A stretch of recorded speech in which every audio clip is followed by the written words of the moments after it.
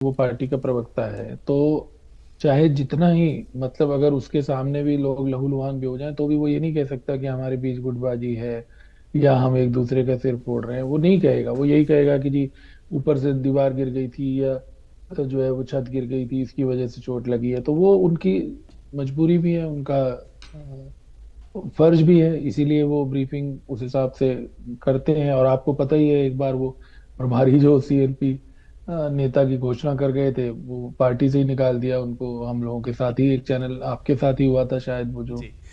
तो अब वो तो इसलिए विचित्र बात तो कहेंगे। ये है कि वो इसको स्वीकार भी नहीं करते हैं, वो तो ये भी कह देते हैं कि वो प्रवक्ता थे ही नहीं कांग्रेस पार्टी के। अब इस पर हाँ, क्या उनको बोला वो जाए? भी बाल मुकुंद जी के साथ हुआ। और आयु जी, गुरमीत जी, एक लाइन बीच में। वो जिनको पार्टी से बाहर निकाला गया वो भी स्वीकार नहीं करते। वो भी कहते हैं कि ये जो साइन किए हुए हैं ये उदय भान के साइन नहीं है, ये किसी और के साइन है। तो गुरमीत जी, इनकी ट्रेजेडी और कॉमेडी के बीच का जो अंतर है वो समझ नहीं आता, कहाँ ट्रेजेडी खत्म होती है और अब कहाँ गुरमीत से जी कॉमेडी बताइए, शुरू ये होती है। ये उस पार्टी का हाल है जिसको प्रमुख विपक्षी दल की भूमिका निभानी है इस प्रदेश के अंदर। ये किस ओर जा रही है और क्या कोई भविष्य में इसका समाधान कम नहीं, से कम हरियाणा देखिए प्रदेश के पहली लिहाज से बात आपको दिखता है गुरमीत जी? नहीं नहीं, समाधान देखिए भविष्य को लेकर हमेशा आशान्वित होना चाहिए। और राजनीति में ये इस तरह के दौर है, कांग्रेस पार्टी के लिए अभी इस तरह का दौर चल रहा है। अभी मैंने कहा ना कि अगर वो एग्जिट पोल के नतीजों के मुताबिक या अन्य उम्मीदों के मुताबिक चुनाव जीत जाते तो आज उनकी अलग शान और शौकत होती। और अब वो हार गए हैं तो नेचुरली जीतने वाले को सब सलाम करते हैं और हारने वाले को नहीं करता। और अदरवाइज भी अब बहुत सही है, आज विदु जी तो पूरी शेरो शायरी की किताब ही ले आए हैं। लेकिन एक वो कहा ही जाता है कि united we stand, divided we fall. तो अब अगर कांग्रेस जो है वो डिवाइडेड रहेगी तो उसे इस तरह की चीजें देखने को मिलेंगी, और अगर वो यूनाइटेड रहेंगे तो खड़े हो सकते हैं। तो राजनीति में ऐसा कुछ नहीं है। देखिए बहुत नेता इस तरह के रहे, आप जानते हैं अभी हाल में ही हमारे जो पूर्व मुख्यमंत्री उनका निधन हुआ है। और 2000, मैं तो उस समय पत्रकारिता में ही था। तो जी। जो 2000 से 2004 में जिस तरह की उनका रोब था, जिस तरह का उनका नियंत्रण था, जिस तरह की उनकी कार्यशैली थी, और उसके बाद आप देखिए कि तीन चुनाव, पूरे तीन क्यों, चार चुनाव, 20 साल हो गए, उनकी पार्टी सत्ता में नहीं आई, परिवार भी टूट गया, और दो पार्टियां बन गई, और इस तरह की कितनी मतलब लो पे जाना पड़ा जो राजनीतिक तौर पे। अभी भी दो सीटें आई थी, आपको पता है, पिछले चुनाव में। तो ये राजनीति में चलता रहता है, तो इसमें वो नहीं है। लेकिन हाँ, आज के वक्त में अगर हम बात करेंगे तो जाहिर सी बात है कि विदु जी को भी मौका है कटाक्ष करने का, और हम लोग भी उनको नसीहतें दे सकते हैं आज के समय में। हालांकि मैं हमेशा ही मानता हूँ कि देखिए जो नेता होते हैं उनको हम लोगों से, विश्लेषकों से तो बहुत ज्यादा समझ होती है चीजों की। और बस ये है कि जैसे वो कहते हैं कुछ तो मजबूरियां रही होंगी, कोई बेवफा नहीं होता। तो कुछ उनकी समस्याएं इंटरनल हैं जिनका हल वो नहीं ढूंढ पा रहे। या जो है, मैंने तो बहुत बार आपकी डिबेट में कहा कि जब भजन लाल जी थे राजनीति में सक्रिय और मजबूत, तो उस समय शैलजा जी और हुड्डा जी तो इकट्ठे थे भजन लाल जी के खिलाफ, वो बीरेंद्र सिंह इकट्ठे थे, राव इंद्रजीत इकट्ठे थे, ये चारों का ग्रुप था। मुझे अच्छे से, मैंने जैसे बताया कि उस समय क्योंकि मैं पत्रकारिता में ही था तो मुझे वो सारे प्रकरण याद है।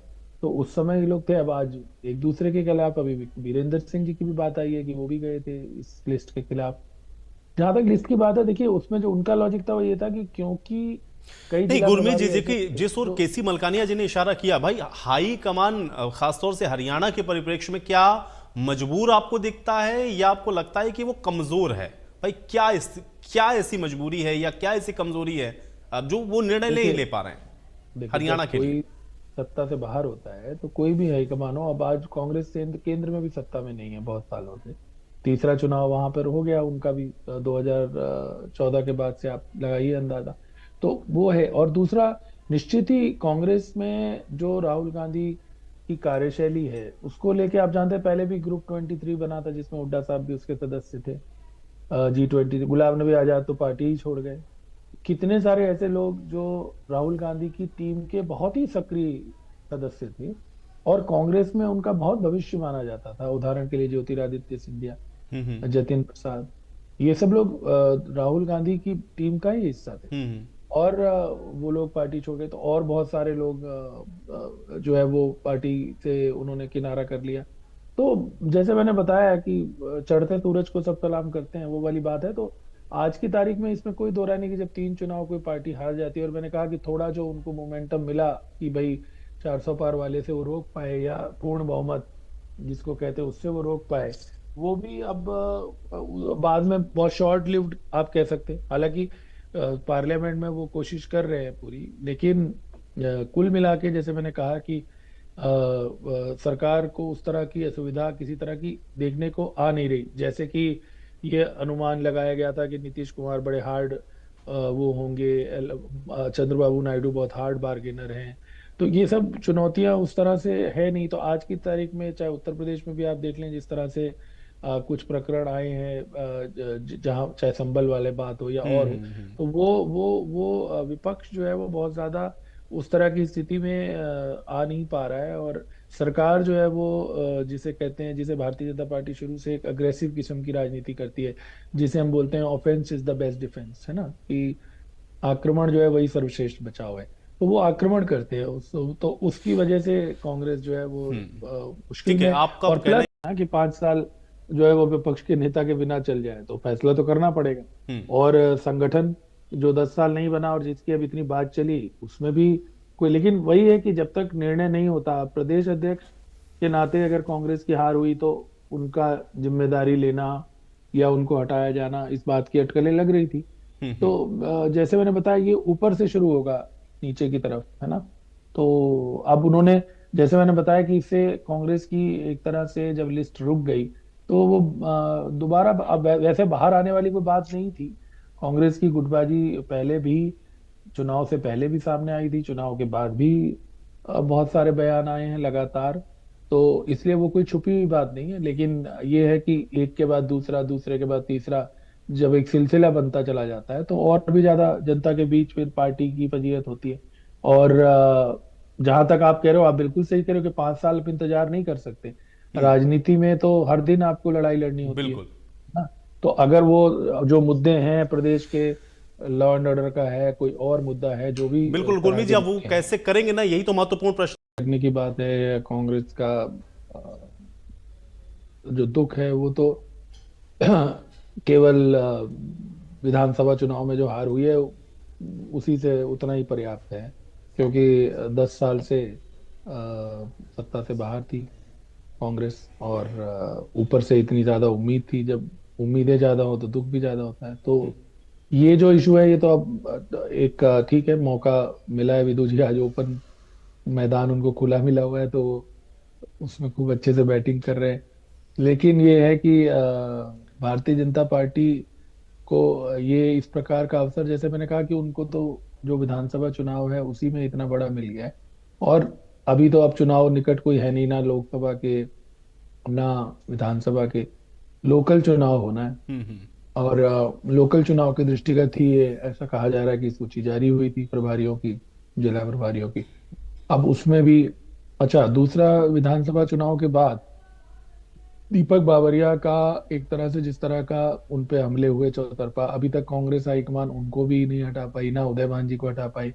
अब तो लगभग आप सोचिए अक्टूबर से 2 महीने से ज्यादा का समय होने को आया, तो ना विपक्ष के नेता का फैसला हुआ है, तो उस पे भी जो भारतीय जनता पार्टी चुटकियां ले रही है।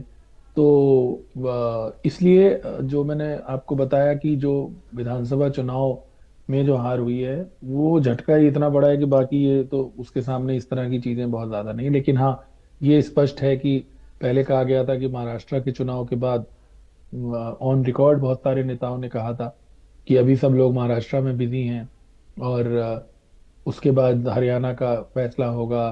अगर कोई सीएलपी का या कोई जिम्मेदारी लेता है, त्याग पत्र देना है। दीपक बावरिया पे बहुत लोगों ने खुल के ही आरोप लगाए, कैप्टन अजय यादव ने भी लगाए। और एक समय में आप जानते हैं कि कुमारी शैलजा का बहुत पहले चुनाव से मैंने इंटरव्यू पढ़ा था, जिसमें उन्होंने खुल के ये आरोप लगाया था कि दीपक बावरिया जो है वो हुड्डा साहब और उदय भान के हाथ में के इशारों पे चलते हैं। और आज स्थिति ये आ गई है कि उदय भान और दीपक बावरिया ये एक दूसरे से आमने सामने हैं। तो जाहिर सी बात है कि जब असफलता होती है और जब हार होती है, तो उसके बाद इस तरह का बिखराव और अधिक देखने को मिलता है। अगर सत्ता मिल जाती तो शायद वो माहौल अलग होता।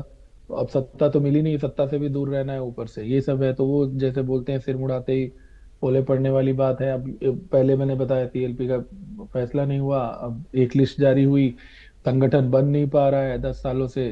तो बहुत सारी कांग्रेस के सामने चुनौतियां हैं। उधर महाराष्ट्र में भी झटका लग गया, तो इधर राहुल गांधी पे केस हो गया।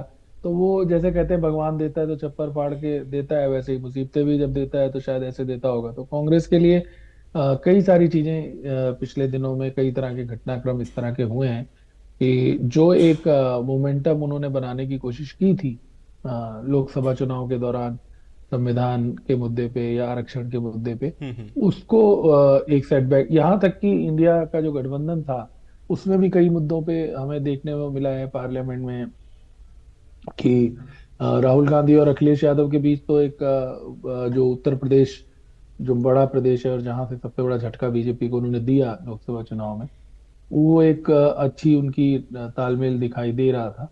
लेकिन बाकी पार्टियां जो इंडिया गठबंधन की हैं और उनके साथ भी जो विधानसभा उपचुनाव हुए उनमें समस्या आई। तो जो बाकी पार्टियां हैं हम्म। उनके साथ उतना तालमेल भी नहीं दिखा। तो अब दिल्ली का चुनाव आना है, आपको मालूम है अगला जो चुनाव आ रहा है। हम्म। झारखंड में कांग्रेस की सरकार जरूर बनी गठबंधन में, और जम्मू कश्मीर में भी बनी, लेकिन वहां